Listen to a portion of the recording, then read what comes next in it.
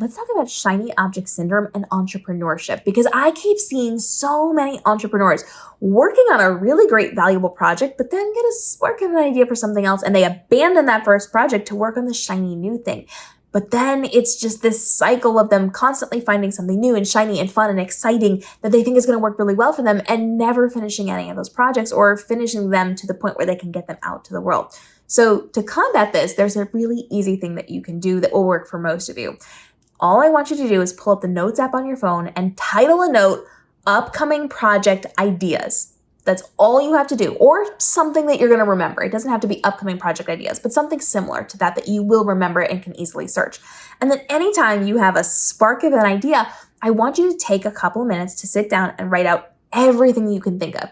If you have a title, if you have a name for it, if you have specifications on what you're going to do, if you have ideas on what to create and how to create them and who to get involved in, all of those things, if you have marketing ideas for it or how to create your sales pages or your representative pages for that, write every detail down that you can think of. But you're not going to take action on those things yet. This is just the stage where you're doing your research and development for the project you're going to be working on.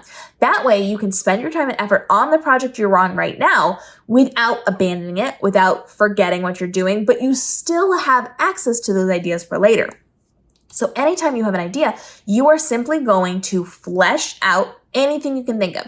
You're not working on all the details. You're not going to plan this entire thing out, but anything that comes to mind goes into that note. And it's just one long running note of all of the projects. When you finish a project, take it out of that note. You can build it out in a different note later on, but you are not going to have them in individual notes because then that's really hard for you to find. One long running list of all the shiny things that you have thought of, and you can go check that list the next time you are ready to do a project, and you can determine which is going to be the best one. But by writing down notes, by taking everything that you can think of and listing it in bullet point form there, you'll be able to go back to that moment and think about what you were thinking about and remember all of those details, and then be able to take that exciting action on it to make it a reality without stepping away from another project. This holds you accountable to the project you're working on, but gives you all of the room and creativity for the next one that you then pick up when you finish the project that you're working on.